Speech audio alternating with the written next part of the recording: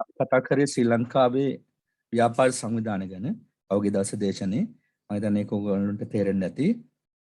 ඒ තුල තමා ඔයා ඉදිරියේදී රැකියාවකට යනවා නම් ඒ වගේම රැකියාව වෙනස්කමක් සිදු කර ගන්නවා නම් ඔයාට රාජ්‍ය ඒ වගේම සමෝපකාර ඒ වගේම අර්ධ රාජ්‍ය ඒ වගේම පෞද්ගලික අංශය කියන අංශ තුල ස්ථානගත වෙන්න පුළුවන් කියලා අපි කතා කරා මේ ස්ට්‍රක්චර් එකේ තියෙන දැනුමට අමතරව. මේ ස්ට්‍රක්චර් එකෙන් අපිට දැනුමක් හම්බ වෙනවා. කොහොමද මේ ශ්‍රී ලංකාවේ ව්‍යාපාර සංවිධානය තියෙන්නේ කියලා. ඉතින් ඊට අමතරව අපිට මේකේ කොයි විදිහට මේ ලංකාව නැත්නම් රට තුල මේ ස්ථානගත වෙලාද තියෙන්නේ රැකියාව කොයි වගේ ස්ථානගත වෙලා තියෙන්නේ කියලාත් අපිට දැනුමක් පුළුල් දැනුමක් එන්නේ නැති. ඉතින් මේක වැදගත්. අපි එදිනෙදා පරිසරය ඇවිදිනකොට අපිට ඒ තුල දකින්න හම්බෙන විවිධ ආයතන මොනවද කියන එක එකෙනෙහිම අදහසක් ගන්න. ඉතින් මැනේජ්මන්ට් වල තව අපි ගොඩාක් දේවල් කතා කරනවා. ඉතින් මේකත් එක්ක සම්මිශ්‍රණය වෙලා වගේ දැනුම ගොඩක් අප්ඩේට් වෙයි ඉදිරි කාලෙදී මේ කෝස් එකේ ඉදිරි දින 10 12 ගත කරනකොට.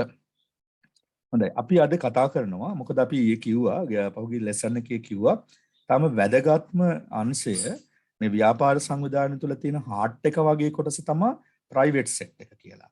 ගොඩක් ලෝකේ රටවල් වල ප්‍රයිවටයිස් වෙලා ලංකාව වෙන්න හදනවා නමුත් වෙන්න බෑ වගේ දඟලනවා නේද? ඔව් ඒකට අපි ගොඩක් වෙලාට ඒක දෙන ක්‍රමේ වැරදි.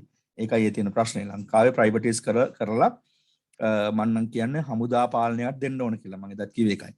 මිනිස්සු තමන්ව ලොකුයි කියලා හිතාන හිටියට සමහර අය ගති ලොකු ගතියක් නැහැ. ඒ නිසා පිම්බිච්ච ගතියක් විතරයි තියෙන්නේ. ඒ පිම්බිච්ච ගතිය නිසා ලංකාව රාජ්‍යාංශේ සම්පූර්ණම වගේ කඩා වැටිලා. රජයේ ජොබ් කරන අය මෙතන ඉන්නවනම් දන්නවා ඇති කඩා වැටලා තියෙන කොයි විදිහටද කියලා. කඩා වැටලා තියෙන වෙන කිසිම ක්‍රමයකින් නෙමෙයි. එකක් තමයි හොරා කෑම. අනිත් එක තමයි රාජ්‍ය අමාත්‍යාංශ වල ඔය දෙපාර්තමේන්තු වල ආයතන ඉන්නේ ගොඩක් වලට පවුල් වල අය නිසා. දැනුම තියන අයට ඒ පිළිබඳ ප්‍රැක්ටිකල් නොලෙජ් තියන අයට ඒ ආයතන විවර වෙන්නේ නැහැ. ඉතින් ඒ නිසා රාජ්‍යාංශේ කඩා වැටලා. ඉතින් ඒක බිඳ ගන්න තාක්කල් මේ රටේ පාලන තන්ත්‍රයේ දේශපාලන අධිකාරිය බිඳගෙන වෙනත් නැවුම් මුහුණුවරකින් එන තාක්කල් අපේ රටේ කවදාවත් ඔලුව සන්න හම්බෙන්නේ නැහැ. ඒ නිසා මම කියන්නේ හොඳට ඉගෙනගෙන යන්න ලෝකේ රටකට ගිහිල්ලා සල්ලි හොයාගෙන ඇවිල්ලා ලංකාවට ඇවිල්ලා නිදහසේ ජීවත් වෙන්න කොහාට හරි මුල්ලකට වෙලා. පේන්න ඉන්න එපා. පේන්න හිටියොත් ඒත් ජීවත් වෙන්න බෑ. නිසා Tamanට පුළුවන් තමන්ගේ හිත හදාගෙන ditta ධම්ම වේදිනිය කර්ම නේද? ඒ වගේම අපි කියනවා අටලෝ දහම කියලා. අටලෝ දහමෙන් කම්පාවන වීන්න පුළුවන් ක්‍රමයක් හදාගන්න. අනේ අපොයි කිය අපි කණ යට තියාගෙන ඉන්න ඕනේ නෑ. අපිට ජීවත් වෙන්න පුළුවන් හොඳට ඍජු මිනිස්සෙක් හැටියට. හැබැයි තියෙන්න ඕන සල්ලි. සල්ලි නැත්නම් ඍජුව ඉන්න බෑ. අනිත් පැයසර අපිට දෙකට නැමෙන්න කොන්ද පාත් කරන්න ඔළුව පාත් කරන වෙනවමයි. නේද? අපි ඔළුව පාත් කරාට කමක් නෑ අවශ්‍ය තැනකදී පමණක්. හැබැයි අනවශ්‍ය තැන්වලදී අපි ඔළුව පාත් කරන්න ඕනේ නැහැ. ඒ නිසා අපි පහුගිය දවස්වල මුල් කාලේ ඉගෙන ගත්තා හොඳ දර්ශනවාදයක් මේ මැනේජ්මන්ට් වලදී මම ඉදිරියට ඒ ගැන කතා කරන්න. අපි ප්‍රයිවට් සෙක්ටර් එකට වැඩි ප්‍රමුඛතාවයක් දෙනවා ව්‍යාපාර සංවිධානවල. මොකද ප්‍රයිවට් සෙක්ටර් එක තුලින් තමයි රටක් ගොඩනගෙන රටක සංවර්ධන සිදු වෙන රටක් අර ලෝකයේ තියෙන ධනවාදී කඳවුරට එකතු වෙනවා. ඉතින් ඒ තුලට අපිට යන්න නම් අපි පෞද්ගලික අංශය දියුණු කරන්න වෙනවා. හැබැයි ලංකාව වගේ රටක පෞද්ගලික අංශය දියුණු කරන්නේ නැහැ. දියුණු වෙන්න හැදුවත් ඉස්සරහට එන්න දෙන්නෙත් නැහැ. එහෙම ප්‍රශ්නයක් තියෙනවා. ඉතින් රජයේ බිස්නස් කරන්න ගියපුවම එහෙම වෙනවා. රජයේ බිස්නස් කරාට කමක් නැහැ. හැබැයි රජයේ බිස්නස් විදිය දන්නේ නැහැ. පෞද්ගලික අංශය තමයි ඒ විදිය දන්නේ. right. ඊට පස්සේ මොකද කරන්නේ? රජයේ විසින් පෞද්ගලික අංශයට ඔක්කොම විකුණලා දානවා බැරි කොට. ලංකාවේ තියෙන ප්‍රතිපත්ති ඒක. නේද? එහෙනම් අපි අද කතා කරනවා මේ පෞද්ගලික අංශයේ තියෙන ප්‍රධාන සංවිධාන තුනෙහි තියෙන විශේෂාංග. ප්‍රධාන සංවිධාන තුනේ තියෙන විශේෂාංග. ඔයාලට පේනවා ඇති ඔයාලට ටියුටෝරියල් එක ඇති. තියෙනවා ඔයාලට පේනවා business organization වල private sector එකේ sole ownership, partnership, company කියලා ප්‍රධාන ව්‍යාපාර සංවිධාන තුන ඒකේ ඩීටේල් එක කතා කරනවා. ඩීටේල් එක කතා කරනකොට ළමයි අපි කතා කරනවා මුලින්ම legal status. legal status කියන්නේ නීතිමය ස්වභාවය. ඊට පස්සේ කතා කරනවා risk of ownership, අවදානම, duration of life, පැවැත්ම, transferability of ownership, අයිතිය පැවරීම, and members. මේ ටික දැනගත්තාම අපිට ලොකු knowledge එකක් එනවා එළියේ තියෙන business එක කොහොමද මේ දුවන්නේ කියලා. ඒ වගේම ඔයා business එකක් පටන් ගන්න ඕනේ. ජීවිතේ කවදා හරි දවසක ඔයා business එකක් පටන් ගන්න. දැන්ට පටන් ගන්න තියෙන බිස්නස් එකක් තියෙනවනේ ඒක අප්ඩේට් කරන්න. හරිද? ඒ වගේම ඔයාගේ අලුතෙන් බිස්නස් එකක් ඔයා කොහොම හරි පටන් ගන්න. ඔයා මොන රස්සාව කරත් කමක් නැහැ. රස්සාවෙන් පෙන්ෂන් ගිහිල්ලා මං කවද දවසක හිමීට පටන් ගන්නවා කියලා ඉන්න එපා. දැන් හිමීට එකක් අතපත ගගා ඉන්න. බිස්නස් එකක් පොඩ්ඩක් ටච් කර කර ඉන්න. මම අර කිව්වේ පහුගිය දවසක මම දැන් ඔයාලගේ ක්ලාස් එක වෙන්න මට සාමාන්‍යයෙන් සතියේ ක්ලාසස් 25ක් 30ක් විතර වගේ තියෙනවා. දවල් වරුවේ සහ රාත්‍රී ඔයාලගේ ක්ලාස් එකේ කිව්වද කියලා මට මතකයක් නැහැ. බුලත් පිට අරන් ගියපු මහත්තයෙක් ගැන නේද? බුලත් පිට උදේ යනකොට බයික් එකේ බුලත් පිට ටික පැකට් කරන අරන් යනවා. නේද? හවස ඒ ගෙදර අම්මයි නෝනයි දෙන්න එකතු වෙලා බුලත් පුවක් අනම්මනම් හොයලා පැකට් ටික හදලා රෝල් කරලා අර කොළවල දාලා තියෙනවා. උදේ මහත් යනකොට බයික් එකේ අරන් යනවා. ඉතින් කඩවල 25කට විතර බුලත් පිට දාගෙන යනවා. දවසකට රුපියල් 2000 3000ක් විතර අතර අරගෙන අවසට එනවා. ඒ 2000 3000ක් ගත්තම රුපියල් 1000ක් විතර වියදම අරපුවම රුපියල් 2000ක් විතර ලාභ තියෙනවා. ඉතින් ඔය වගේම දවස් 20ක් 25ක් මේ රස්සාවට යනකොට මේ මහත්තයා අරගෙන ගියපුවම රුපියල් 67000ක් තේ. අන්න පාර්ට් ටයිම් ජොබ්. නමුත් අපි කැමති නෑ මේවට. අපි අපේ තත්ත්වය තියාගෙන අපේ කුලය තියාගෙන අපේ වර්ගය ගැන කතා කර කර ඉන්නවා. හැබැයි අපි අවසානයේ හිඟන්න වෙලා. අපිට වෙච්ච දෙයක් නැහැ. අඩුමතරම මැරිච්චාම වල දාන්න කෙනෙක් නැහැ. නේද? අඩුමතරම මැරිච්චාම වල දාන්න කෙනෙක් නැහැ සල්ලි නැත්තම්. සල්ලි තියෙනවා නම් අනේ හාමු අනේ මහත්තයා අනේ සර් කියලා ඇවිල්ලා මලකඳත් ඉඹලා වෙලා වලටත් දායි. හරිද? පස්සේ බණී එක වෙනව දෙයක්. ඒ නිසා අපිට සමහරලාට මේ වගේ තත්ත්වයක් ලංකාවේ උදා වෙමින් පවතිනවා. ඉදිරියේදී ආහාර හිඟයක් එනවා රටේ. හොඳට බලාගෙන ඉන්න මුදල් හදල් ටිකක් වැඩියෙන් තියාගන්න. ටිකක් මොන හරි කාලා බීලා ඉන්න ඕන නම්. දැන් යන තත්ත්වෙත් එක්ක අපිට ලොකු වෙනසක් මේ රටේ දකින්න හම්බ වෙනවා. ඉතින් අපිට තමයි එකෙන් වදින්නේ. අපිනේ පොඩි මිනිස්සයා බඩටම තමයි වදින්නේ. ඒ නිසා හැම දරුවෙකම මතක තියාගන්න මම එදා ඉඳලම මේ ක්ලාස් එකේදී කිව්වේ පළවෙනි දවසේ ඉඳලම සයිඩ් බිස්නස් එකක් පටන් ගන්න. හරිද? චූටි එකක් මහලුක එකක් ඕනේ නැහැ. හිත අයින් කරගන්න. හරි තමන්ට ජීවත් වෙන්න සල්ලි වුණා. අපේ තත්ත්වය රවමන ඕනේ නැහැ. රොටි ටිකක් පුච්චන්න හවසට ඇවිල්ලා ගිය ළඟ පොඩි චූටි මේ තැටියක් දාගෙන හවසට. මේ දවස්වල හොඳ බිස්නස් වහිනවා. පොඩි අට්ටයක් ගහගත්තා ගෙනාව පිටි ටිකක් අඹරුව මොකද කර පොල් ටිකක් දැම්ම ලුණු ටිකක් දැම්ම රොටි ටිකක් පුච්චලා දෙන්න. ඔයාට රුපියල් 500,000ක් හවස 9-10 වෙනකොට එකතු වෙනවා. ඇයි බයි? නේද? අර වගේ වැඩ ඔයාට පුළුවන් නම් පොඩි පොඩි දේවල් ටිකක් කරනකොට ඔයාගේ බිස්නස් එක ඔයා දන්නේ නැතුව සුළු හා මධ්‍ය පරිමාණ ව්‍යාපාරයක් බවට පත් වෙනවා. හරිද? ඔයාගේ මයික්‍රෝ බිස්නස් එක සුළු හා මධ්‍ය පරිමාණ. අන්න ඊට පස්සේ ඔයාට පුළුවන් ඒක මෙන්න මේ කියන අපි කතා කරන ස්වභාවයන් වලට ගෙනල්ලා නීතිමය තත්ත්වයන් ඇති කරගෙන හොඳ බිස්නස් එකක් වැඩකාරයෙක් දෙන්නෙක් දාගෙන නේ බඩිය වොන්න බත් පැකට් දෙක තුනක් ගහලා විකුණන්න බලන්න නේද? කඩේට උදේට යනකොට වැඩට යනකොට රෝල්ස් ටිකක් හදාගෙන ටිකක් කලදු නැගිටින්න කඩයක් අල්ලගන්න. පුස්නාප ටිකක් තම්බන කියලා කඩේකට දාන්න. හදා බිස්නස් පටන් ගන්න. දැන් අපි හිතනවා ලොකු සල්ලි ඕන අපිට ලෝන් එකක් ගන්න ඕනේ. අපිට මෙහෙම නැහැ තැනක් නැහැ ස්ථානයක් නැහැ ටවුන් එකේ කඩයක් ගන්න ඕනේ. නෑ අපිට දේව ගැන දැනුමක් නැහැ. අනේ අපිට ලෝන් සල්ලි ඕවා ගැන හිතේද අපි විකාර කර කර ඉන්නවා. අන්තිමට අපි දන්නේ නැතුව වයස ගිහිල්ලා දවස්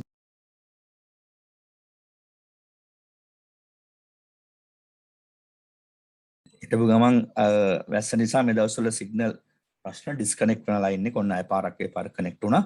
ආයෙත් මම ෂෙයා කරන්න. දැන් මම ඇහෙනවා ඇති කියලා හිතනවනේ. මම ඇහෙනවද ඔයගොල්ලන්ට? හිටපු ගමන් ඩිස්කනෙක්ට් එහෙනම් සර්. එහෙනම් ඔන්න දැන් මම අදත් ටිකක් අටුවා ටිකාවක් කිව්වා. ඔයාගේ ජීවිතය හදා ගන්න ඕන විදිය. නේද? ඔගේ මැනේජ්මන්ට් වල තමයි මේක කියන්න පුළුවන්. කම්පියුටර් සයන්ස් වලදී ඔක් කියන්න බෑ. හරිද? මැනේජ්මන්ට් කොටසදී මේක කියන්න. ඉතින් මේවා අහගෙන ඉඳලා අතිවාරමක් දාගෙන හෙට උදේ ඉඳලා මම මොකද්ද කරන්නේ? මගේ රස්සාවෙන් මට ලක්ෂයක් පඩියක් වුණත් වැඩක් නැහැ. මං හෙට උදේ ඉඳලා මොකක් හරි අමතර දෙයක් කරන්න ඕනේ. හැබැයි බල්ලෝ මරලවත් සල්ලි හොයන්න යන්න එපා. අද උන්තරන් අන්තර්ජාලයේ බිස්නස් තියෙනවා නේද? නේද? මම එහෙම කිව්වට තරහ වෙන්න එපා. ගෑන ළමයිට කාන්තාවන්ට එහෙම උන්තරන් බිස්නස් තියෙනවා. පිරිමෑරක් තියෙනවා. සල්ලි හොයන්න පුළුවන් ඩොලර් වලින් ගෙන්න ගන්න පුළුවන්. හැබැයි ජීවිතේ තියෙනකන් කවදාවත් ඒ වගේ දේවල් වලට යන්න එපා. එහෙම බිස්නස් අපිට හරියන්නේ නැහැ. සමහර ධාර්මිකව යහමින් උපයා ගන්න ධනයක් තමයි අපි ළඟ තියෙන්න ඕනේ. ධාර්මිකව යහමින්. නේද? මම අවුරුදු 15ක් විතර මගේ කට ඇර කතා කරලා සමහරට කටට මීටරයක් හයි කරා නම් මීටරේ ඒ තරම් මීටරේ ඉවර වෙනකම් මේ වෙනකම් ගිහිල්ලා. ඒ කියන්නේ මීටරේ තියෙන ප්‍රමාණයත් ඉවරලා. ඒ තරම් මම කතා කරලා තියෙනවා උගන්ලා තියෙනවා. බොහෝලාට සමහර දවස්වලට රෑ 12 වෙනකමුත් උගන්වනවා. උදේ 8 පටන් ගත්තම රෑ 12 වෙනකත් උගන්වනවා. ඇයි ඒ? ඒකට හේතුව තමයි මට ජීවත් වෙන්න නැත්තරම් සල්ලි මල්ලඟ තියෙනවා. ඒකට හේතුව තමයි මට තව අනාගතයේ ඇති වෙන අවදානම පූර්ණේ කරගන්න මල්ලඟ ඉතුරු කරලා තියාගන්න ඕන. ඒ වගේම මගේ දරුවන්ට මගේ පවුල වෙනුවෙන් මම ඉතුරු කරලා තියන්න ඕන. එතකොට තමයි මම තාත්තෙක් වෙන්නේ. මම මිනිස්සෙක් වෙන්නේ එතකොට. දැන් ඒක දැන් ඉඳන් ප්ලෑන් කරන්න. තරුණ ළමයි මේක ඇතුළේ ඉන්න තරුණ ළමයි දැන් කීප දෙනෙක් මේ ඉන්නේ. මේ ඉන්න අයට මම කියන්නේ දැන් ඉඳලා ප්ලෑන් කරන්න. ප්ලෑන් කරොත් අවුරුදු 30 35 40 වෙනකොට හොඳ දෙකට නැමෙන්දි මිනිස්සෙක් වෙන්න පුළුවන්. සල්ලි පස්සේ මෙලවන්න. අවුරුදු කියනවනේ සල්ලි වැඩක් නැහැ කියලා. එයා තමයි ලෝකෙ ඉන්න ලොකුම මීහරකා. නේද? සල්ලිම තමයි ඕන. හැබැයි සල්ලි මං කිව්ව විදිහට හරියට පිළිවෙලට හොයන්න. හෙව්වොත් ඔයාට කවදාවත් වරදින්නේ නැහැ. දැන් නම් සල්ලි හොයන්න පුළුවන් හොඳම ව්‍යාපාර සංවිධාන ක්‍රමයේ සෝල් ඕනර්ෂිප්. අනිපුජ්‍යල ව්‍යාපාරයක් ඉස්සලා පටන් ගන්න. ඒ වගේම ඔයාට හැකියාවක් තිබේ නම් ඔයා තවත් යාළුවෙක් එක්ක හරි ගෙදර කෙනෙක් එක්ක හරි ගිවිසුමක් ඇති කරගෙන පාර්ට්නර්ෂිප් එකක් හදාගන්න. හවුල් ව්‍යාපාරයක් හදාගන්න. ඔයාගේ දියුණුව තවත් වර්ධනකොට ඔයා හදාගන්න සමාගමක් කම්පැනියක් හදාගන්න. ඔයාගේ පවුලේ ගැට්ටිය එකතුලා ප්‍රයිවට් කම්පැනියක් හදාගන්න. හදාගෙන ඔයාගේ ජීවිතේ ඉවර වෙන දවසට ඒව ඔක්කොම අතහැරලා යන්න. ඒවයි බදාගෙන යමින් දෙපා. අදාගත් දේවල් හොයපු දේවල් අතහරින්න දවසින් දවස අතහරින්න හොයන දේවල්. තමන්ගේ වගකීම හැටියටනේ තමන් ඉතුරු කරලා හම්බ කරලා අනිත් අය වෙනුවෙන් වගකීමක් කරන්නේ. නේද? එතකොට ඒවා යනකොට අතහැරලාම යන්න. නැත්තම් හම්බ කරපු තැන් වල ඔයා වේයෙක් වෙලා නැත්තම් උඹාගේ නායක වෙලා නැත්තම් කාවෙක් වෙලා කොහේ හරි ඉන්න පුළුවන්. මම ඒව ගැන ඔයාලට කියලා දුන්නා. සක්වලවල් ගැන කියලා දුන්නා. විශ්වය ගැන කියලා දුන්නා. එනිසා ඒව අමතක වෙන්න බෑ. අපායවල් හතර ඉන්න බෑ. දිව්‍ය ලෝකවල ගිහිල්ලා ඉන්න පුළුවන්. ඒ වගේම මනුස්ස ලෝකවල තම උත්පත්ති ලබන්නම ඕන. ඊළඟ බුද්ධ රාජ්‍ය එනකම්. ඒ වගේම ඔයා සතෙක් වුණොත්, කුඹියෙක් වුණොත් නැත්තම් අහසිගලන කුරුල්ලෙක් වුණොත්, වතුරේ ඉන්න මාළුවෙක් වුණොත් එහෙම වැඩක් නැහැ. ඒකෙම තමයි ඔයා ඉන්නේ. ආයෙ ඔයා එන්නේ නැහැ මනුස්සාත්මෙට. කැමැති යුවටමයි. දැන් මාළු ටැංකියේ ඉන්න මාළු ටික කැමැති මාළුව වෙලා ඉන්නේ. ඇවිදින සර්පයෝ ටික බඩ ගන්න උරගියෝ ටික කැමැති ඒ විදිහට ඉන්නේ. මනුස්සයෝ වෙන්න කැමැති නැහැ. බල්ලෝ බලල්ලෝ ගෙදවල ඉන්න එවුන් වෙන්න කැමැති. දැන් හරක් මරමරා මස් කනවා. හරක් කැමැතිම සත්තු ඒ වර්ගයේ කැමැති ඒ සත්තු විදිහට ඉන්නේ. අපි චිකන් ගගා කුකුල්ලු උයුවේ දවසක් හරි කනවා ගෙවල් වල ගෙනල්ලා. විවිධ ක්‍රම වලට උයුවේ. ඒ සත්තු කොච්චර මැරුණත් නේද? එකවර සත්තු මැරෙන අය තමන්ගේ ඇස් දෙකෙන් දකිනවා. තමන් ළඟ හිටපු තමන්ගේ ඥාතීන් ටික මැරෙනවා බෙලි කපලා කුකුල්ලෝ. නේද? ඒත් උන් කැමැතිම කුකුල් ජීවිතය ගත කරන්න. මිනිස්සු ජීවිතය ගත කරන්න කැමැති වගේ. ඒ නිසා අතහැරලාම දාන්න. මේ ආත්ම භවයේ එකතු කරන සියලුම දේවල් වස්තුන් අතහැරලා යන්න හෙට උදේ මම යන්න ඉන්නේ කියලා මතක තියාගෙන ඉන්න. හැමදාම රැට යන්න ඕන භාවනාව කරලා නිදා ගන්න. මොකද්ද භාවනාව? මගේ ජීවිතේ නැති වෙනවා කියන භාවනාව නේද? ජීවිතේ අනියතම් මරණන්‍යතම් කියන භාවනාව කරලා නිදා ගන්න. අඩු ගන්න පස්වතාවක්වත් ඕක කියලා නිදා ගන්න. මොකද අපි නිින්දෙදි මැරුණොත් එහෙම අපි යන්න කැමැත්තෙන් ඉඳලා මැරලා තියෙන්නේ. එහෙම නැතුව බෙහෙත් පෙති ගොඩක් බීලා නැත්තම් මොනාරි කියලා ටීවී එකක් බලලා හිනවලා වීඩියෝ එකක් බලලා චිත්‍රපටියක් බලලා ඔහේ වෙටිච්චන් නිදා ගන්න එපා. නිින්ද පවා සිහියෙන් යන්න. රයිට්? ඉතින් හොඳ බිස්නස් එකක් කරන කෙනෙකුගේ ලක්ෂණ ඒවා. හොඳ ව්‍යාපාරයක් කරන කෙනෙකුගේ ලක්ෂණ තමයි ඒවා. අනිත් අයට පේන්න ඉන්න එක විදිහ වලට රඟපාන්න. යාළුවොත් එක්ක සමාජෙත් එක්ක රඟපාමින් ඉන්න. හැබැයි තමන්ගේ ප්‍රතිපත්තිය ආත්මය තියාගන්න වෙන විදිහකට. එතකොටයි දියුණු වෙන්න පුළුවන්. නැත්නම් සදාසරණ වෙනවා. මං අද්දුටි ප්‍රත්‍යක්ෂය මේ කියන්නේ. ඒ ගැන ඔයාලට හොඳ දේශනයක් ඕන නම් සතියක් දෙකක් වුණත් මට කියන්න පුළුවන් මම කොහොමද මගේ ජීවිතේ හැදුවේ කියලා. හරිද? ඒක අදට අදාළ නැහැ. අපි ඒක පස්සේ හම්බුනලා කතා කරමු. දැන් අපි බලමු හොඳ බිස්නස් එකකට කොහොමද අඩිතාලම දාගන්න කියලා. නීතිමය ස්වභාවය. legal status ඔන්න දැන් ඔළුව ගන්න පාඩමට sole ownership තනිපුච්චල ව්‍යාපාරයක partnership හවුල් ව්‍යාපාරයක company සමාගමක කොහොමද මේ නීතිමය තත්ත්වයන් එන්නේ කියලා. ඒක කියනවා a separate legal entry. හැම එකම කියන්නේ මොකද්ද? a separate legal entry. What is it? Separate legal entry. මේ හැම එකම separate legal entry එකලු තියෙන්නේ. when ඌ නීතිමය තත්ත්වයක්. මේ එකිනෙක ව්‍යාපාරයක් පටන් ගන්නකොට අපි කියවනේ සංවිධානයක් තුළ තියෙන්න ඕන characteristics මොනවද කියලා, ගති ලක්ෂණ මොනවද කියලා නේද? ඒකේ කිව්වා එක තැනක 8ක් අපි කතා කරා ලීගල් ඇක්සෙප්ට් කියලා. නීතිමය තත්ත්වයක් තියෙනවා කියලා. අන්න ඒක තමයි මේ ලීගල් ස්ටේටස් කියලා මෙතන කතා කරන්නේ. එහෙනම් තනි පුජ්‍යල ව්‍යාපාරයක් කරනවා නම් ඔයා තනියෙන් මොකක් හරි බිස්නස් එකක් කරනවා.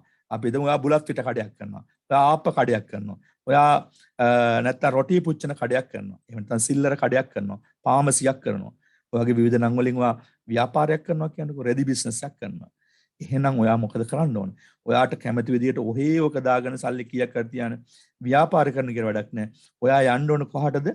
ඒක ලියාපදිංචි කරන්න ඕන තැනට. ඒකයි මේ separate legal entry වෙන් වූ නීතිමය තත්ත්වයක් තියෙනවා. කොහෙද ලියාපදිංචි කරන්නේ? ව්‍යාපාර නාම ලියාපදිංචි කිරීමේ ආඥා පනත යටතේ ලියාපදිංචි කරන්න ඕන. ප්‍රාදේශීය ලේකම් කාර්යාලයක් ඔයා හැමෝටම තියෙනවා. ඔයා ඉන්න පළාතේ ප්‍රාදේශීය ලේකම් කාර්යාලය අපි කියන AG office එක කියලා දැන් කියන්නේ. නැත්නම් ප්‍රාදේශීය ලේකම් කාර්යාලය. ප්‍රාදේශීය ලේකම් කාර්යාලය කියලා ඒකට කියන්නේ. එතන ඉන්නවා ව්‍යාපාර නාම ලියාපදිංචි කිරීමේ නිලධාරිනියක් හෝ නිලධාරියෙක්. අන්න එයා ගිහිල්ලා මුණ ගැහෙන්න. එයා ගිහිල්ලා මුණ ගැහුවට පස්සේ වාට පුළුවන් මොකද්ද? එයාට විස්තරය කියලා ෆෝම් සෙට් එකක් යායෙන් ඉල්ල ගන්නවා. ඒතර එයා ෆෝම් සෙට් එකක් දෙනවා ව්‍යාපාර විස්තර ටික ඔක්කොම ගල පුරුවට පස්සේ පෞගේ කාලේ නම් මාසයක් ඇතුළත කරා මම දැන් නම් ඒක කාලයක් යයි. සාමාන්‍යයෙන් සති දෙකක් ඇතුළත ඔයාගේ ව්‍යාපාරය පිළිබඳ පරීක්ෂා කරලා එයා දෙනවා BR එකක්. ඔයාට දෙනවා ටයිප් කරලා හදලා අස්සම් කරපු AGA නැත්නම් අපි කියන්නේ district ලේකම්තුමා අස්සම් කරපු සහතිකයක් දෙනවා. ඒකට කියනවා BR එක කියලා. business registration. ඒක තමයි අර ඉස්සරහා business වල ව්‍යාපාර වල පොඩි පොඩි කඩවල එල්ලලා තියෙනවනේ. ව්‍යාපාර නාම ලියාපදිංචි කියලා. BR එක. බැංකුවක ලෝන් එකක් ගන්න ගියත් ඕක ඉල්ලනවා. BR එක කොච්චර පරණද? අවුරුද්දක් දෙකක් තුනක් පරණ නම් අඩුමතරම අවුරුද්දක්වත් අවුරුදු 3ක්වත් පරණ නම් ඔයාට පොඩි ලෝන් එකක් වුණත් බැංකුවකින් ගන්න පුළුවන්. BR එකක් හදා ගන්න හැමෝම. පොඩි බිස්නස් එකක් දැන්ටම ස්ටාර්ට් කරලා BR එකක් හදා ගන්න. මොනවා හරි කමක් නැහැ. ඔයා දන්න බිස්නස් ඇති. ලී වැඩ වෙන්න පුළුවන්. වෙන මොනවාරි පස් වලින් වැඩ වෙන්න පුළුවන්. ජලය සම්බන්ධ ව්‍යාපාරයක් වෙන්න පුළුවන්. වෙන වෙන දේවල් පොඩි පොඩි අයිටම්ස් විකුණන ව්‍යාපාරයක් කරන රෙදි වෙන්න පුළුවන්. බුලත් පිට මම ඔය කියපු බුලත් පිට මේ ආපරොටි වෙන්න පුළුවන්. එහෙම නැත්නම් අධ්‍යාපනයේ දෙන ආයතනයක් වෙන්න පුළුවන්. ඕන එකක් ඔයා දැනට රෙජිස්ටර් කරන්න. දැනට රෙජිස්ටර් කරලා පොඩිවට හදාලා ඔයා රෙජිස්ටර් කරලා තියාගන්න. ඔයා එක පරණ වෙන්න ඔයාගේ වටිනාකමක් තියෙනවා. BR එකක්. ව්‍යාපාර නාම ලියාපදිංචි කිරීමේ ආඥා පනත තමයි ඒක ලියාපදිංචි වෙන්නේ. separate legal entry partnership. හවුල් ව්‍යාපාර ආඥා පනතේ. හවුල් ව්‍යාපාර ආඥා පනතේ ලියාපදිංචි කරන ඕනේ. ඒකත් ලියාපදිංචි ගන්න තියෙන්නේ ප්‍රාදේශීය ලේකම් කාර්යාලයෙන්. හරිද? ප්‍රාදේශීය ලේකම් කාර්යාලය. හැබැයි හවුල් ව්‍යාපාර නාම ලියාපදිංචි කිරීම ආඥා පනත ලියාපදිංචි කරනකොට හවුල් ව්‍යාපාරයක් දෙදෙනෙක් සහ ඊට වඩා වැඩි ප්‍රමාණයක් ඉන්න ඕන. හැබැයි 20ට වඩා වැඩි වෙන්න බෑ. 20ත් දෙකත් අතර කණ්ඩායමක් ඉන්න ඕන. උදාහරණයකට ඔයයි වාගේ ගෙදර අම්මයි තාත්තයි කවුරු හරි දා ගන්නවා. නන් දෙකක් දා ගන්නවා. දාලා පොඩි ගිවිසුමක් හදා ගන්නවා. හවුල් ගිවිසුම කියලා උකට කියනවා. මේ ගිවිසුමේ ප්‍රකාරව හරිද? ගිවිසුම අර ඉන්න ප්‍රාදේශීය ලේකම් කාර්යාලයෙන් නිලධාරියට දිනුනට පස්සේ එයා ගිවිසුම දිහා බලලා ඒගොල්ලෝ ගෙන්නලා ඇග්‍රීමන්ට් එකක් දීලා ඒක සයින් කරවනවා. ඇග්‍රීමන්ට් එක සයින් කරලා එයා එතෙන්ද දෙනවා මොකද්ද? හවුල් ව්‍යාපාර සහතිකය. හවුල් ව්‍යාපාර සහතිකය. එතකොට අර ඉස්සරහා බිත්තියලා තියෙනවා මේක හවුල් ව්‍යාපාරයක්. ඉන්න හවුල් කරුව මෙන්න මේකලු කියලා. හැබැයි ඒ කියන්නේ ගිවිසුමකට අනුව. හවුල් ගිවිසුමක් තියෙන්න ඕන. හරිද? එකඟ වෙච්චි කොන්දේසි තියෙන්න ඕන. හවුල් ව්‍යාපාරේ කොයි විදිහටද පටන් ගන්නෙ? කොච්චරද මුදල් දාන්නේ? ලාභ බෙදාගන්නේ කොහොමද? අවදානමක් ආවොත් පාඩුවක් වුණොත් ඒක දරාගන්නේ කොහොමද? කොහොමද හවුල් ව්‍යාපාරේ ඉන්න සමාජිකින් බඳව ගන්න අයින් කරන්නේ? ඒ වගේම කාලය ඉවරුනහම හවුල් ව්‍යාපාරයේ විසිරවලා හරින්නේ කොහොමද කියලා මේ ගිවිසුමේ තියෙනවා. අඩුම තරමේ ඒ ටිකවත් තියෙනවා. ඉතින් වාට පුළුවන් වාගේ ඔයයි වාගේ අම්මයි තාත්තයිගේ නම දාලා බිස්නස් එකක් පටන් ගන්න. මැරි කරන් ඉන්නවා නම් මැරි කරන් ඉන්න නෝනාගේ මහත්තයාගේ නම දාලා බිස්නස් එකක් පටන් ගන්න. මැරි කරලා ඉන්නවා නම් නෝනායි මහත්තයා දෙන්න ගිහිල්ලා බිස්නස් එකක් පටන් ගන්න. ඔන්න හවුල් ව්‍යාපාර ආඥා පනතේ හවුල් ව්‍යාපාරයක් පටන් ගන්නදී සමාගමක් දැන් ටිකක් ලොකුයි. සාමාන්‍ය රුපියල් 75000ක් ලක්ෂයක් වගේ මුදලක් යනවා සමාගමක් හැටියට ලියාපදිංචි කරන්න. සමාගමක් ලියාපදිංචි කරන නීතිමය තත්ත්වය වට මම කිව්වා. මොකද්ද නීතිමය තත්ත්වය? 2007 අංක 7 දරන සමාගම් පනත. 2007 අංක 7 දරන සමාගම් පනත. ඒතර මේක ව්‍යාපාර නාම ලියාපදිංචි, මේක හවුල් ව්‍යාපාර නාම ආඥා පනත, මේක මොකද්ද? සමාගම් පනත. යටතේ අපිට අර කියපු වර්ගයේ සමාගමක් කොළඹ සමාගම් මැදුරට ගිහිල්ලා සමාගම් රෙජිස්ට්‍රාර්වරයා ඉදිරියේ ලියාපදිංචි කරලා අපිට පුළුවන් සමාගමක් ඇටියට නම් ප්‍රසිද්ධ කරලා පටන් ගන්න. කම්පැනි එකක්, ප්‍රයිවට් කම්පැනි එකක්, පබ්ලික් කම්පැනි එකක්, පීපල් කම්පැනි එකක්, නැත්නම් ගැරන්ටි ලිමිටඩ් එකක්, ඔය වගේ ඕන තරම් කම්පැනිස් තියෙනවා පටන් ගන්න පුළුවන්.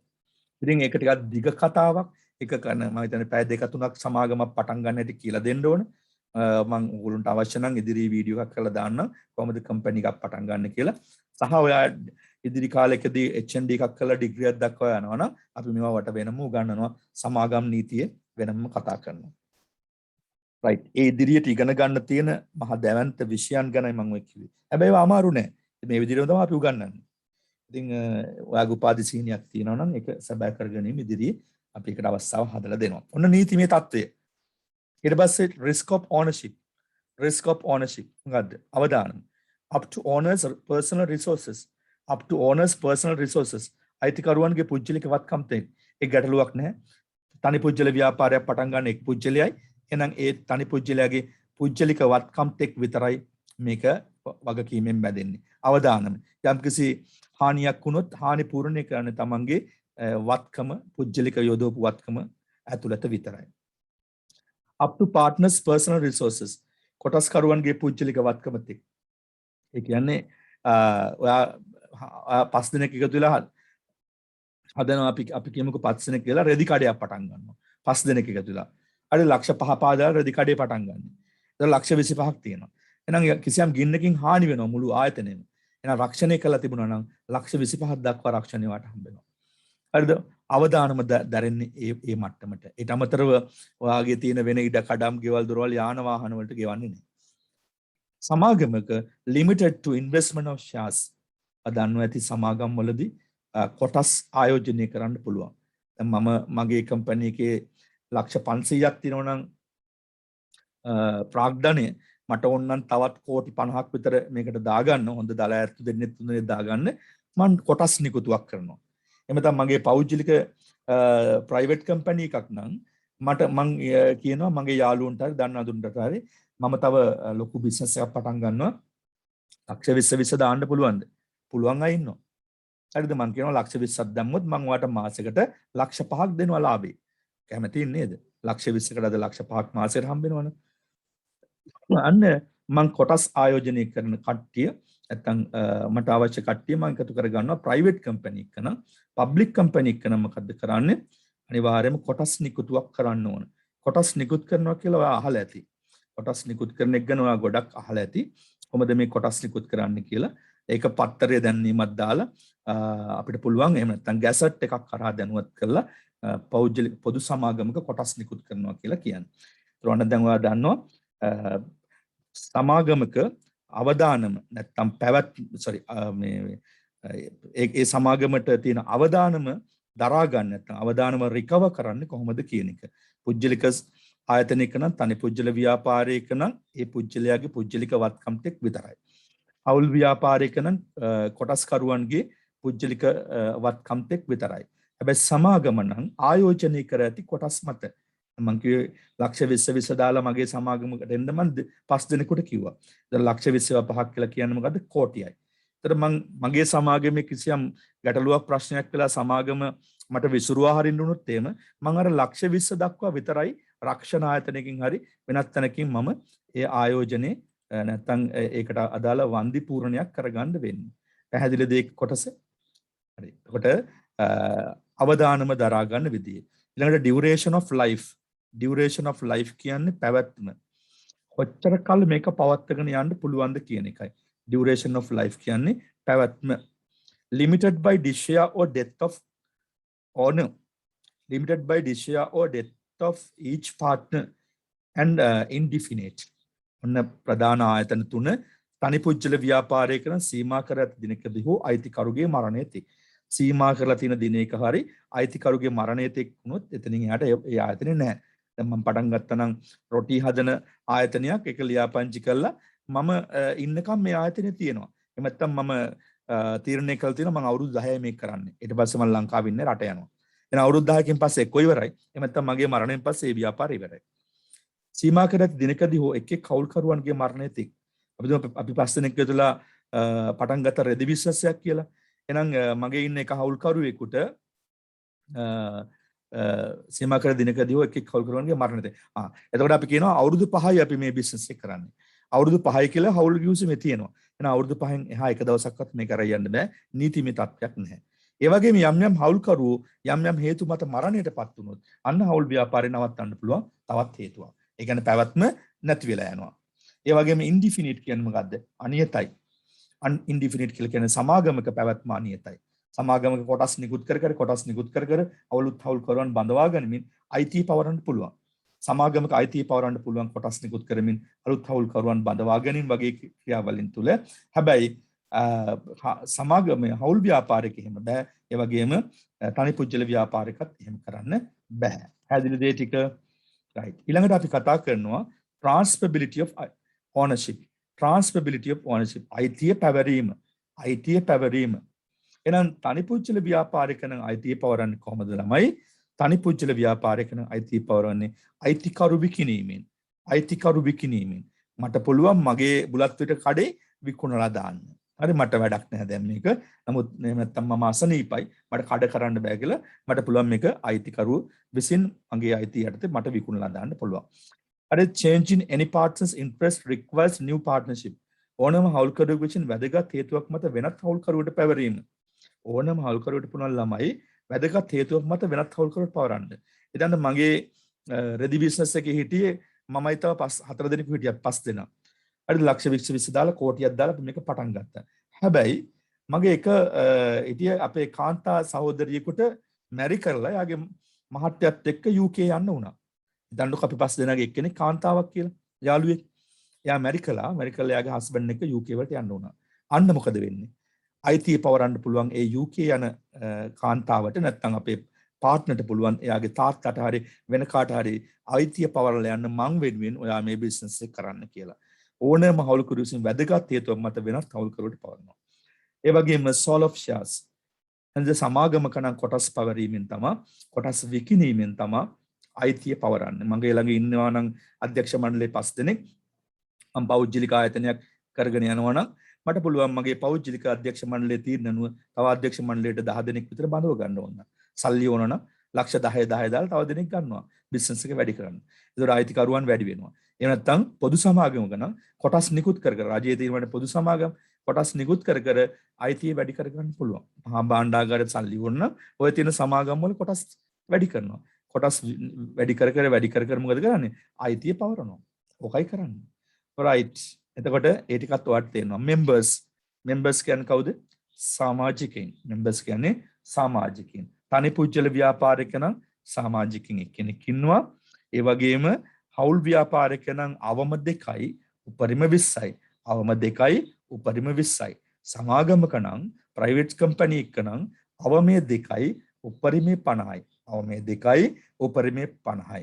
ඒ වගේම පබ්ලික් කම්පැනි එක නම් පොදු සමාගමක නම් අවමේ 20යි උපරිමය ඉන්ඩිෆිනිට් නැත්නම් අනියතයි. මේ ඩොට් පෙළක් තියලා තියෙන කොටස් නිකුත් කර ඇති තරම් පබ්ලික් කම්පැනි එකට ගන්න පුළුවන්. ඉතින් ගොඩක් අපි මේකේ කතා කළා පෞද්ගලිකල්සේ ව්‍යාපාර සංවිධානවල තියෙන ෆීචර්ස් නැත්නම් ගුණාංග මේ ප්‍රයිවට් සෙක්ටර් එකේ තියෙන ව්‍යාපාර කොයි විදිහටද මේ එළියේ තියෙන්නේ කියන එක. ඉතින් මේක හරිම වැදගත්. බිස්නස් එකක් පටන් ගන්න වෙලාවක ඒ වගේම ඔයා කොහෙද යනකොට ජොබ් එකකට යනකොට මේක පෞද්ගලිකද, හවුල් ව්‍යාපාරයක්ද, සමාගමක්ද, මොන වගේ සමාගමක්ද ආදී වශයෙන් දේවල් දැනගන්න වාට මේ කරුණු ඉතාම වැදගත් වෙයි. හොඳ අපි අදට ඊට වඩා ලෙසන් එක කරන්නේ නැහැ. අමාරු ඇති වල ඔක්කොටමත් මේක දිගට ඉඳලා අපි ඊළඟ අඟහරුවාදා දවසේ ලෙසන් එක කරනවා. මම කතා කරපු පහුගිය දවස්වල කීප සීලම දේවල් මතකේ තියාගන්න. ලබන අඟහරුවාදා හවස 6ට ආය පාරක් ලෙසන් එක තියෙනවා. වර්ඩ් වල ප්‍රැක්ටිකල් එක කරන්න මම කියපු එක. ඒ වගේම ප්‍රැක්ටිකල් ඉදිරියට වැඩිපුර කරමින් අපි ඉස්සරහට තියෙන ඇප්ලිකේෂන් කරා ඉතා වේගෙන් ළඟා වෙනවා. මොකද කෝස් එකේ දැන් 7 වෙනි 8 වෙනි දවස් වගේ මේ යන්නේ. තව දින 12කින් වගේ මේ කෝස් එක ඉවර වෙන්නත් තියෙනවා 12 13කින්. ඒ නිසා හැමෝම ඇලර්ට් එකකින් ඉඳලා මේ වැඩ ටික කරගන්න. එහෙනම් අදට ක්ලාස් එක නවත්තනවා. Thank you very much. Good night all. Thank you, sir. Good night, sir. Good night, sir. Thank you. Good night, sir. Thank you.